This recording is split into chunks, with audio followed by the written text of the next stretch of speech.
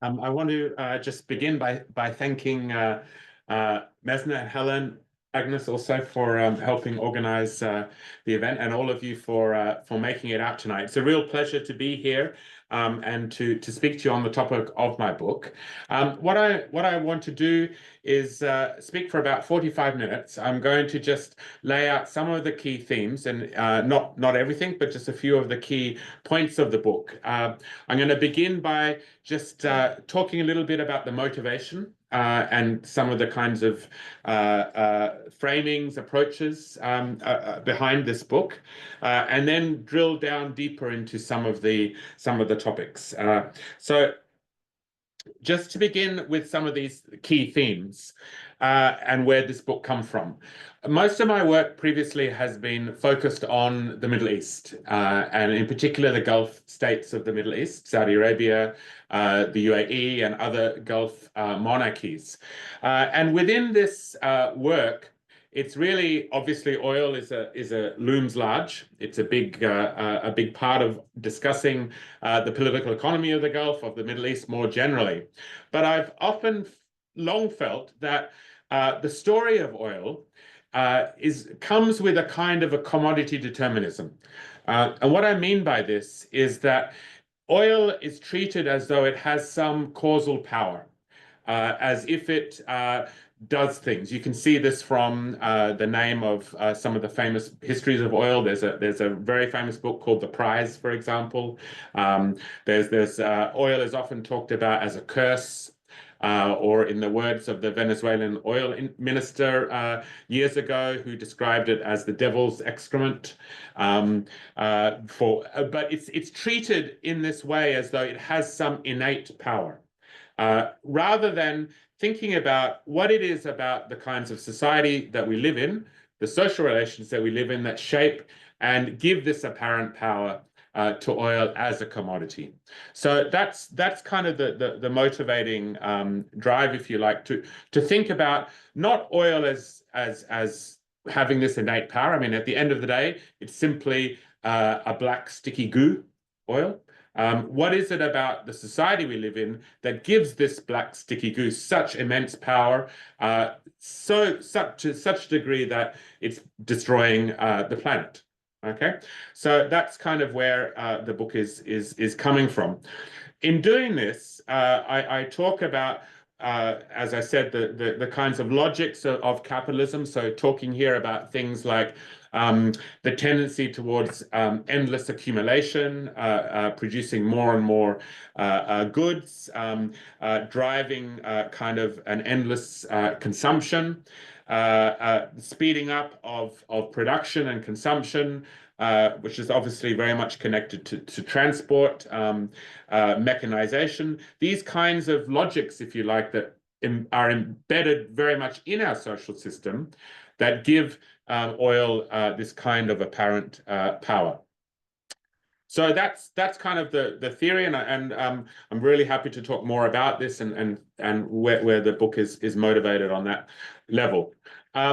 The other side to this, and you can see this from the title, of course, is the linking this story of oil with the development of the world market, basically over the last 130, 40 years. Okay, through the 20th century up until the current day. Now, a big part of this is the question of the rise of the United States as the dominant global power around the middle of the 20th century.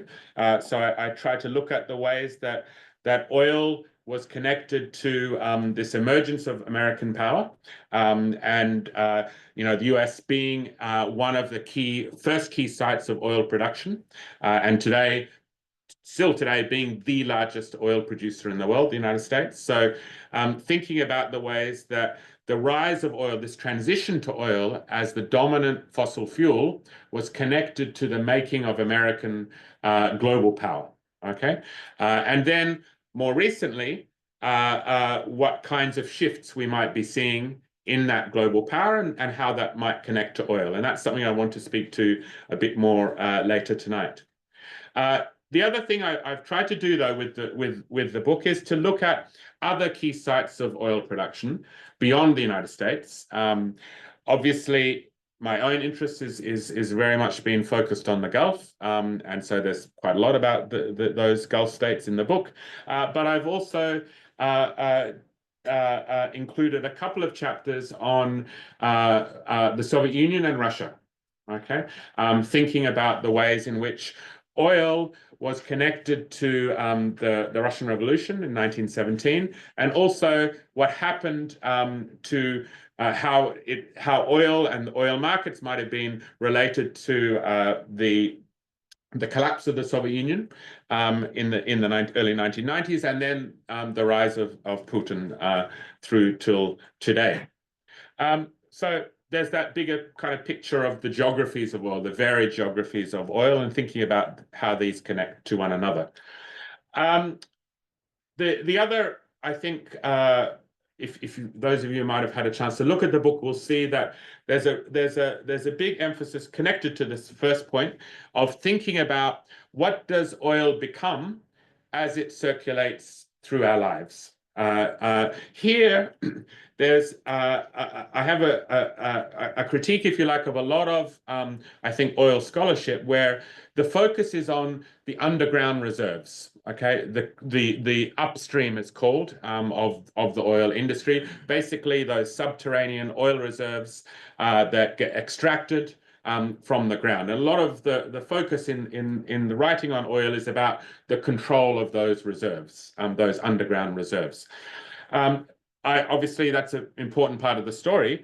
However, I think it's very important to think about what happens to oil as it moves through our lives, as it gets refined, okay, and then as it gets turned into useful products, because oil in that crude state is basically useless.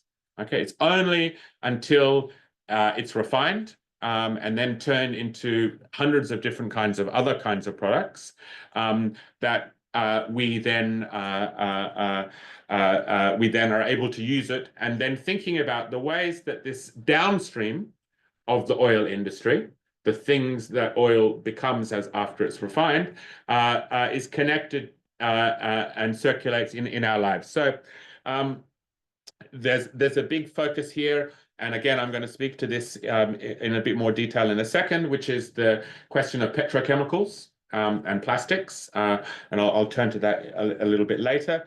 Obviously, food and agricultural production, finance and financial markets. There's a really important story here about how oil is connected to the making of our contemporary financial markets, in particular, the strength of the US dollar in the 1970s and onwards, and a whole lot of related questions to that. So I try to think about the ways that oil, beyond its just liquid fuel, the way it kind of permeates all of our existence. And then the final point, which I'll also come back to in a second, is the question of energy transitions. Obviously, this is the most important question, I would say, that we face today, in the sense that oil and fossil fuel production more generally has brought us to this point of climate catastrophe. The oil transition to oil is often spoke about as a transition from coal to oil. You might have heard of this expression. This is something that happened in the middle of the 20th century, where oil emerged as the principal fossil fuel, the leading fossil fuel, surpassing coal at that point. It's happened first in the United States, and then in the middle of the 20th century, it began really at a global scale. However, one of the arguments I really try to reinforce or to make in the book is that we shouldn't think of energy transitions as something that is a replacement. In other words, it wasn't ever coal was around and then it got replaced by oil. Rather, what happened is that these transitions are additive. Oil was added onto coal.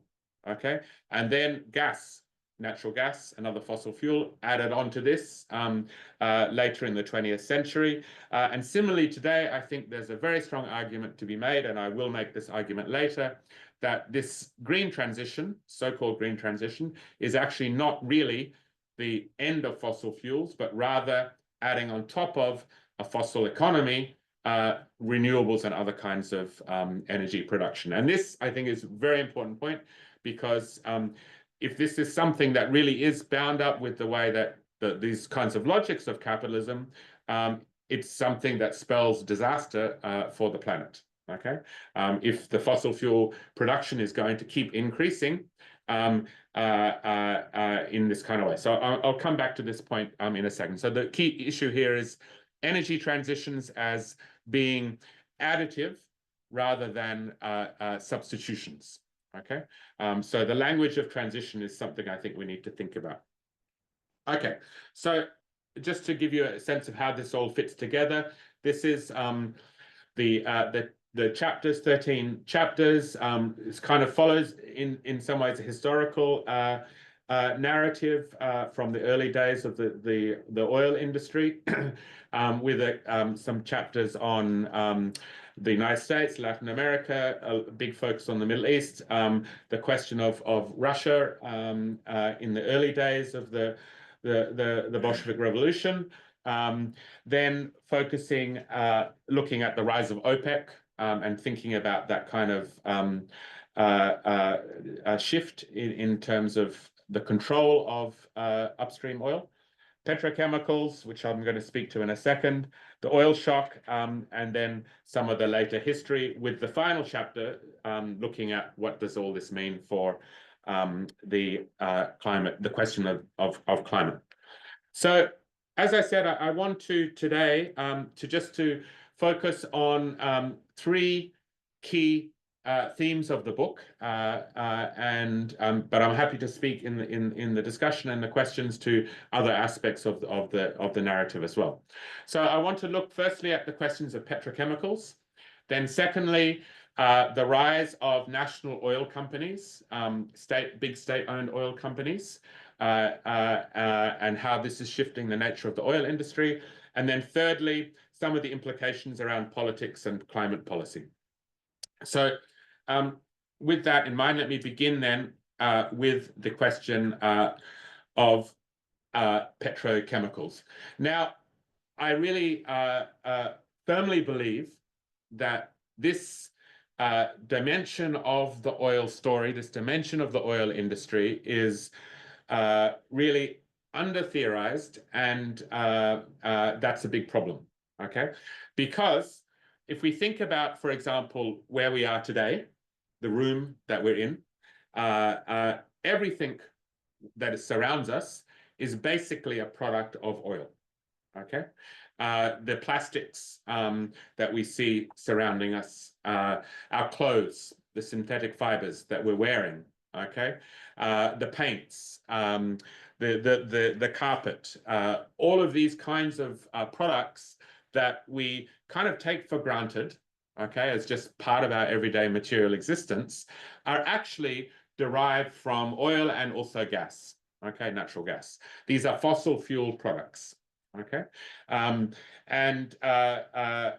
petrochemical industry is much bigger than just plastics. Plastics is very important, but it encompasses things like fertilizers, okay, and other kinds of refined chemicals. Now, this transition this shift to what I call a synthetic world, because basically everything around us is a product, the synthetic product of these fossil fuels, took place in the middle of the 20th century, okay? It was a very distinct historical moment, and it's something that we can identify and look at this history happening over a relatively short period of time, okay? It's actually a really fascinating story to look at this history. it's a story that kind of, in the early 20th century, pitted the chemical industry in the United States versus its much bigger, the much bigger and globally dominant chemical industry in Germany.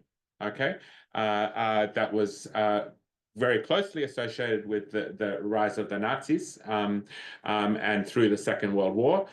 After the Second World War, the United States became the dominant kind of center of chemical production and petrochemical production. And this had a lot to do with the war. But it was this kind of shift where natural products, things like, for example, natural rubber or natural fertilizers or glass or paper or wood, were supplanted by these artificial synthetic products that were derived ultimately from oil. Okay, so this shift, as I said, took place really at that middle of the 20th century, associated with the Second World War, and it was a crucial point in this coal to oil transition. Why was it so important? It was important because it made oil not simply a liquid fuel. Okay, the utility of oil was not simply in its ability to fill up automobiles or planes and all of these kinds of things, which obviously very important, but actually it made the waste products, the byproducts of oil refining, into a useful product, these petrochemicals. Okay, so what this did was it cemented the oil industry in all of our lives. Okay, because of this, the way that oil became embedded in the very materiality of commodity production. Okay, so oil companies were no longer just fuel producers; they were also responsible for this this synthetic turn. And as this really deepened and as it became embedded in all of our lives, the oil industry became ever more powerful. Okay, so this is why I put a lot of emphasis on this question of petrochemicals. Now, the third point here is, I think, very much related to that, is it made oil invisible, in the sense that we don't normally think about when we walk into a room or whatever we're doing, that we're actually swimming in this sea of oil. Okay, oil products. It's invisibilized oil. When we think about oil, and you can see this in the way that the questions of the climate and the green transition are talked about, it's talked about in the sense of electricity or fuels, rather than in the sense of the materiality of our everyday production. What I'm trying to get at here is, how do we make this commodity visible in our lives through looking at these kinds of downstream products, this synthetic turn, and again, ultimately asking, what did this turn do for capitalism? Okay, why did this happen? The answer to that is very much bound up with the point I made earlier about this logic of endless accumulation. Okay, because what it meant was that all of a sudden, companies could produce at ever accelerating rates, and at a pace that was divorced or split from natural cycles of resources. Okay, so one example I'll give to illustrate this is the question of fast fashion. Okay, I'm sure everyone here has heard of this concept. Basically, a change that happened in the fashion industry in the last couple of decades, where we see like many micro seasons of clothes being produced by the big fashion companies, big clothes producers. We see a huge increase in the quantity of clothing, and a much more kind of disposable attitude to how fashion is thought about and clothing is thought about.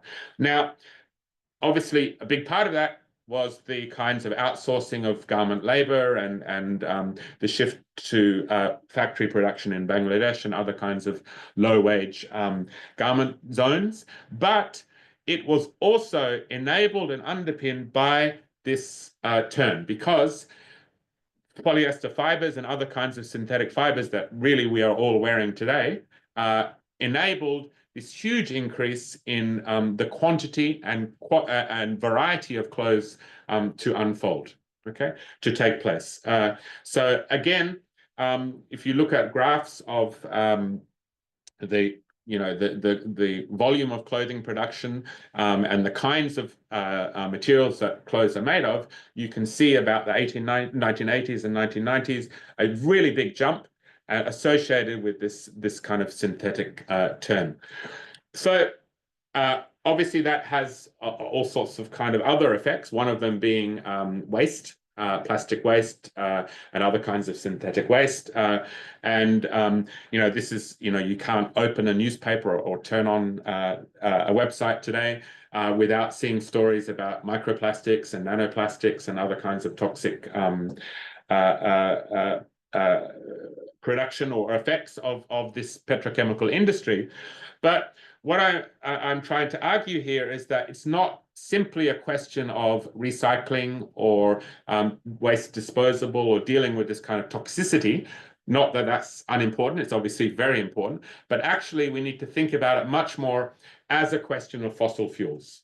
Okay, thinking about this industry as a question of the oil industry, not simply the recycling of waste. Okay, those of you who follow this stuff might have been aware or might have heard of the negotiations in November for a global plastics treaty. Okay, they took place in Busan in South Korea, and in these negotiations, this last point was really, I think, made very clear. Because this treaty was intended to kind of put limits on the production of plastic, okay, to try to have a global limit on plastic production. That failed. That attempt failed, and it was stymied primarily because of oil companies. Okay, in particular, Saudi Aramco, a Saudi oil company, which I'm going to come back to in a second. Who essentially argued that the problem, I'm quoting here ExxonMobil actually, but Saudi Aramco made the same argument. The problem is pollution, not production. Okay, so again, I think the framing of this question, we need to shift it to a question of the oil industry. Okay, so I'm happy to talk more about this in as we move on, or in the discussion. Moving on to the second point of what I wanted to talk to tonight, which is the rise of the national oil companies. So the NOCs, I'm going to call them. It's a common term used to describe these firms. So these are essentially state-run oil companies. Okay, they have their origins, a lot of them in the OPEC, in the emergence of OPEC, the Organization of Petroleum Exporting Countries, which was founded in 1960, which brought together some of the big oil-producing countries in the global south, Saudi Arabia, Iran, Iraq, Venezuela, and expanded over time. And these states established nationally owned oil companies to initially manage that upstream production, the extraction of crude oil from under the ground.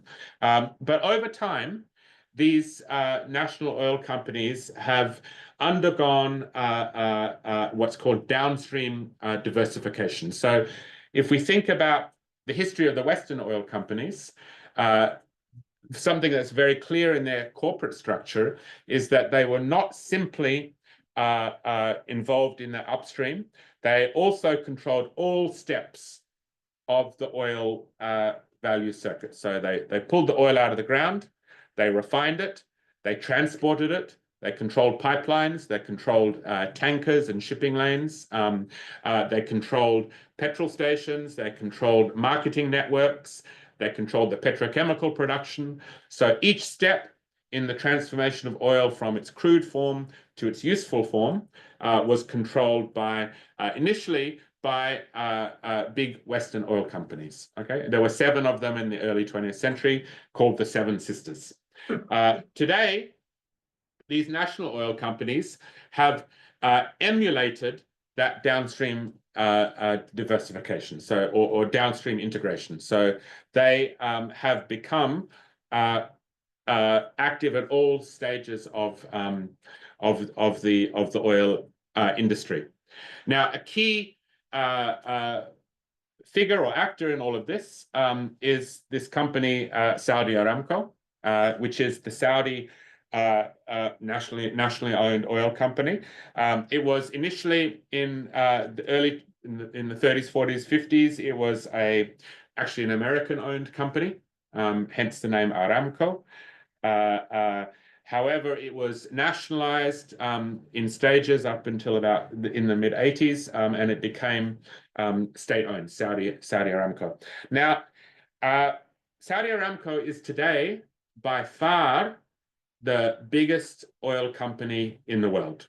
Okay, its profits last year exceeded the combined profits of ExxonMobil, BP, Shell, Chevron, and Total Energies.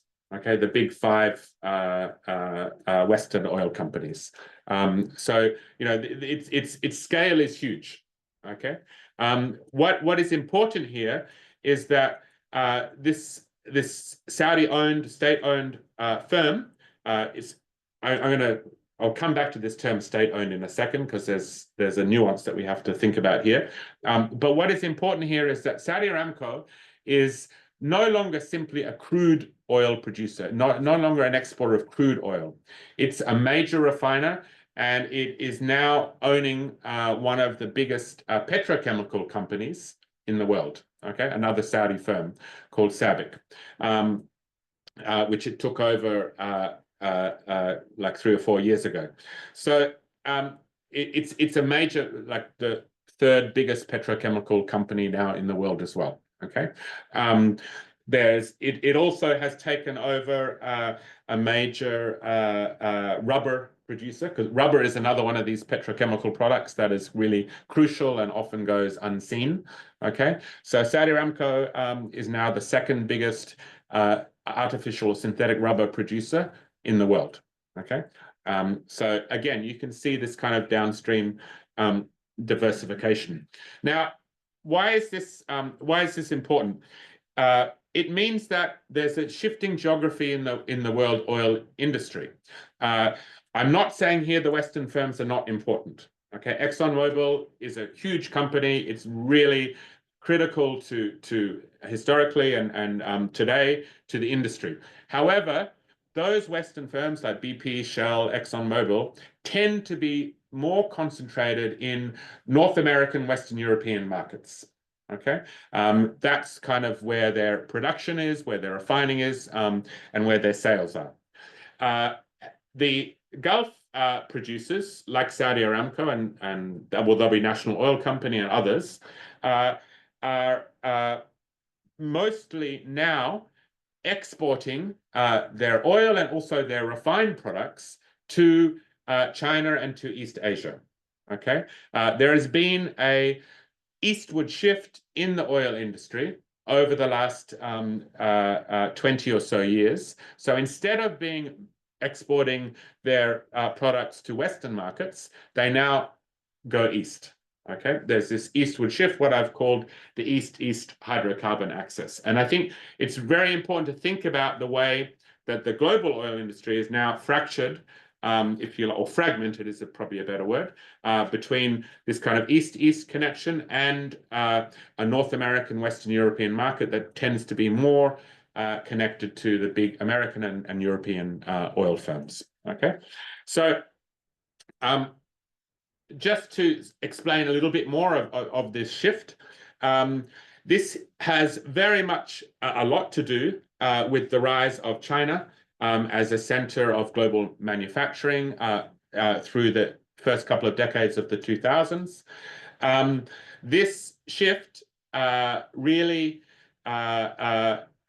you can see on this table, this is a table of world crude oil imports. Okay, so this is the kind of percentage of the world oil trade or imports in each of these countries.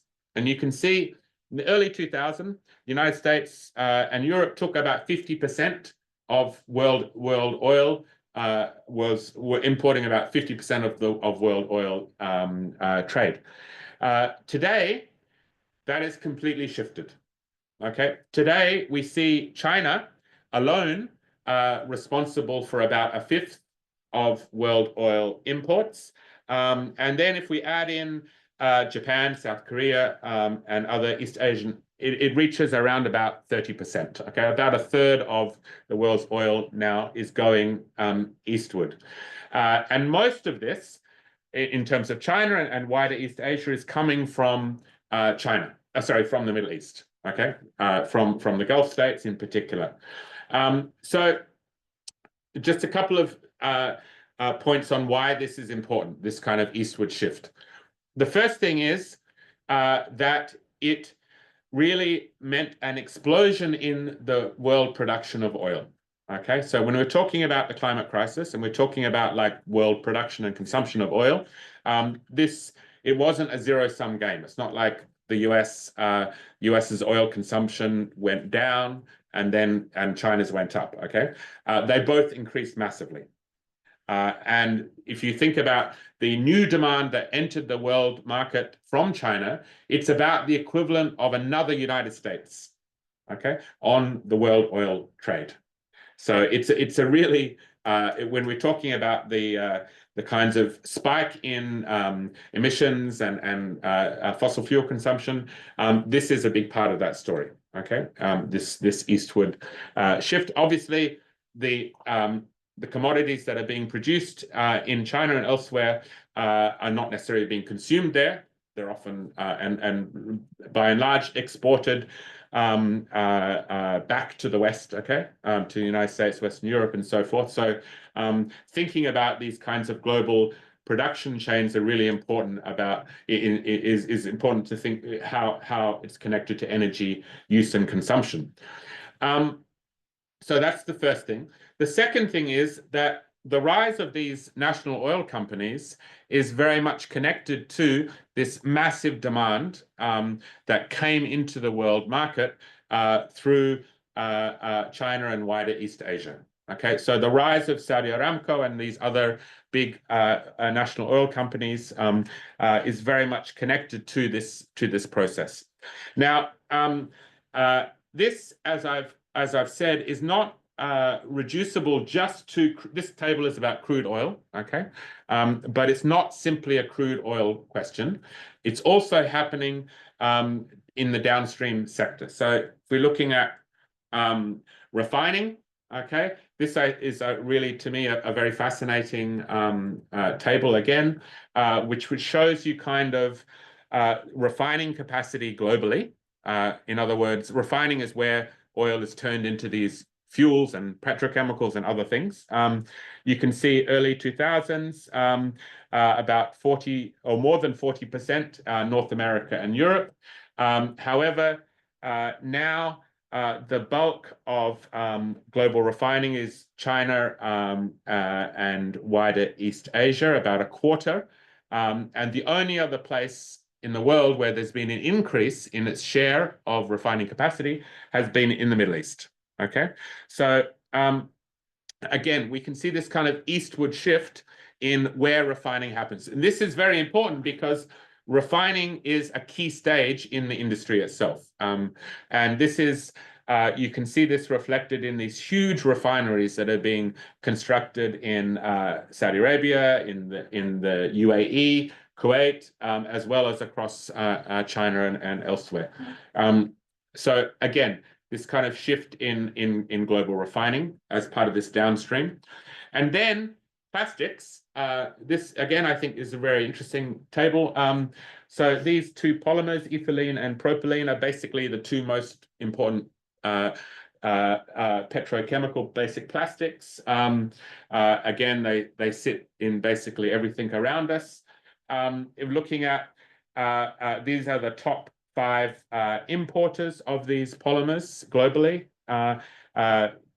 China, India, US, Germany, Turkey, you can see a very significant share in both cases coming from the Gulf producers, okay? Saudi Aramco and other big Gulf producers. So the point I'm making here is that we need to think about these national oil companies not just as crude producers. We have in our minds that they're like spigots, oil spigots. They sit on this oil reserves.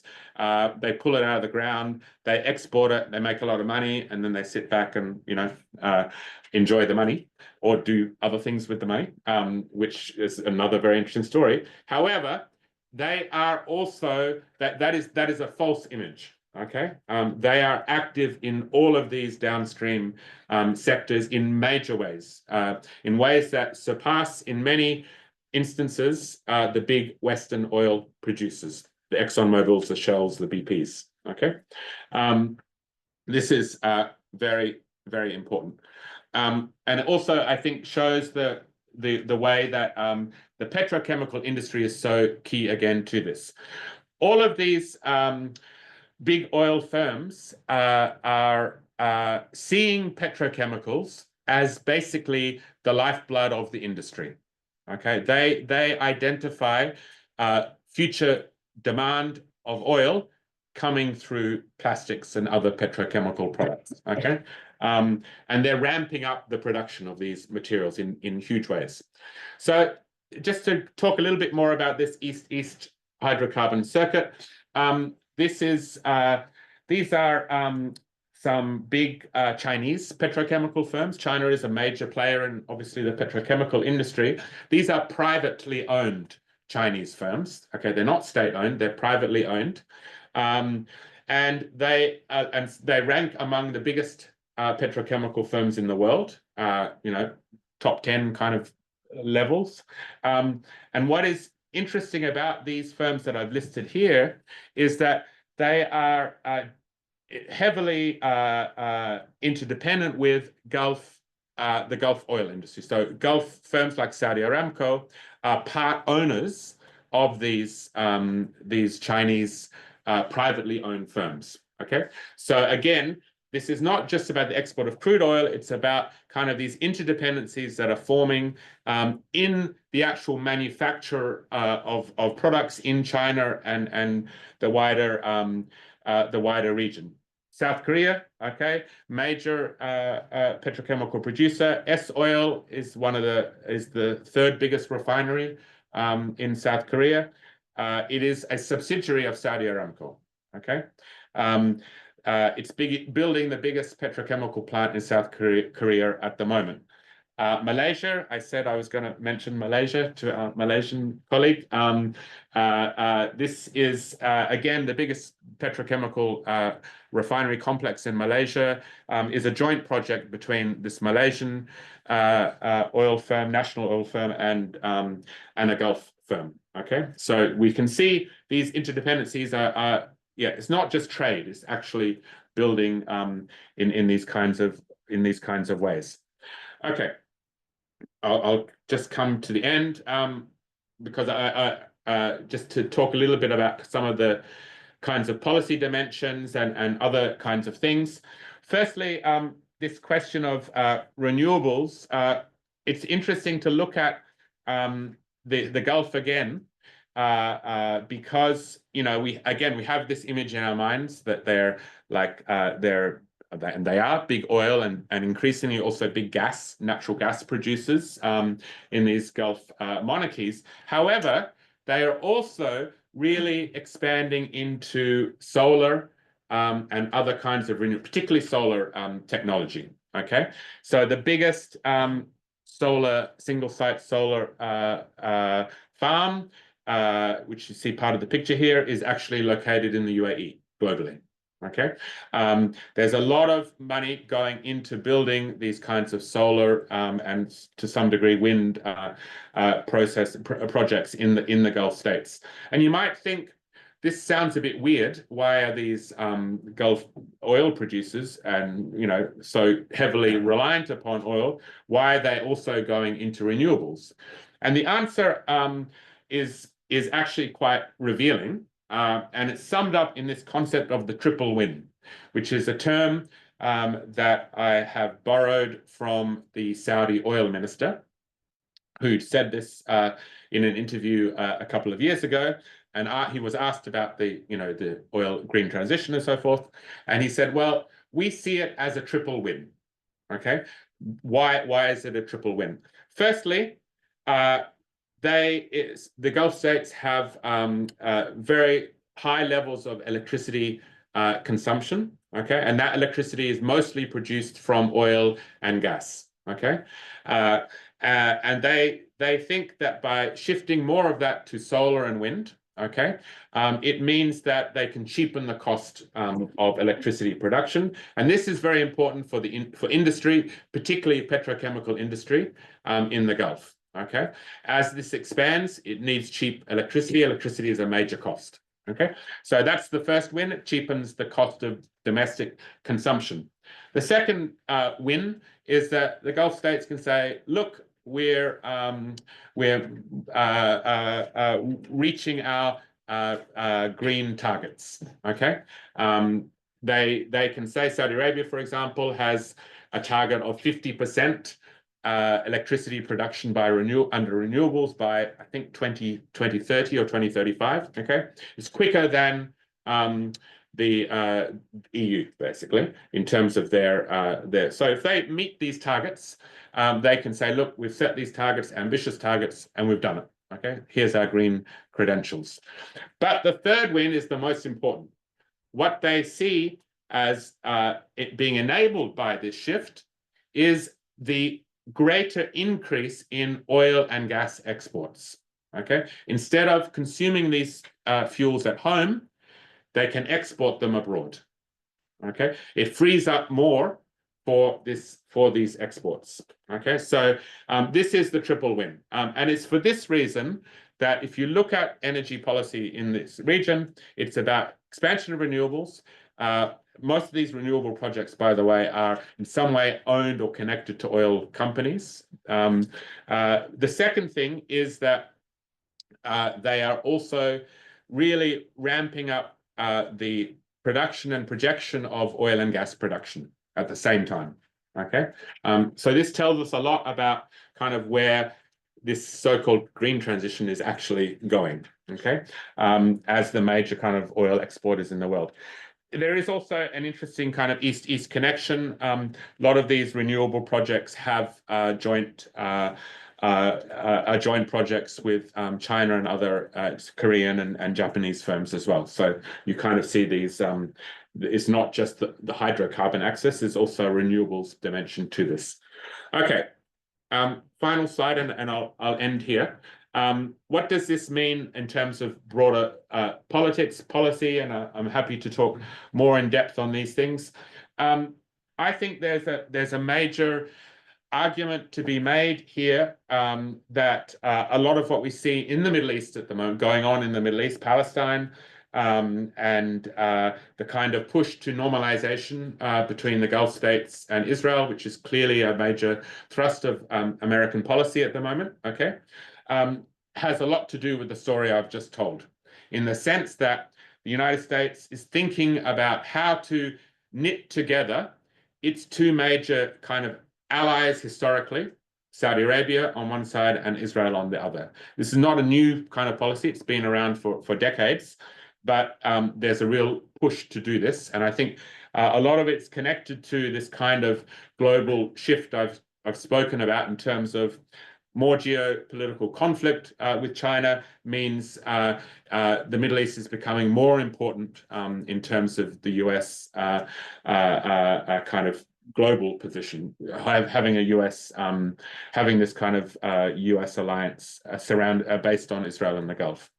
The second point, which I kind of flagged at the beginning, is this question about energy transitions being additive and not replacements.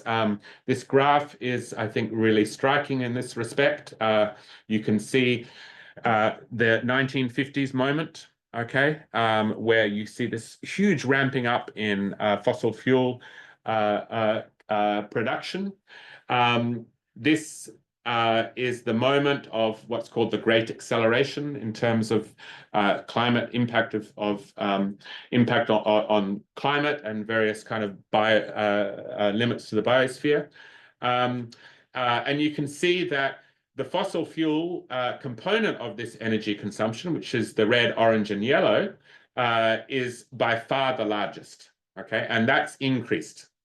Last year was the world's was the record year for all of oil, coal, and gas. Okay, last year. So any sense that we're not, that those fuels are being reduced or not being consumed is completely false. Okay, it's actually increasing. The only time historically where there has been momentary dips in the consumption of those fuels, in particular oil, is associated with global recessions. Okay, so oil, it's only about 4 times historically that there's been a drop annually on global consumption. That was connected to the 1980 to 82 recession, economic recession, where it was actually the biggest drop in oil consumption in that early 80s.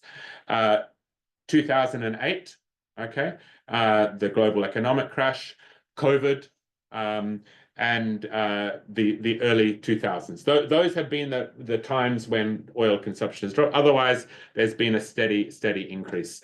And we can see that other energy sources are increasing, but they are being added on top.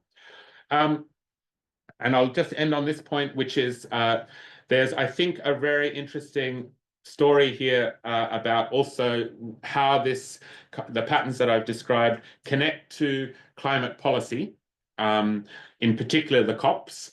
Okay, and I think it's very evident looking at the last few COPs, which happened the last 3: Egypt, Dubai, and Baku in Azerbaijan.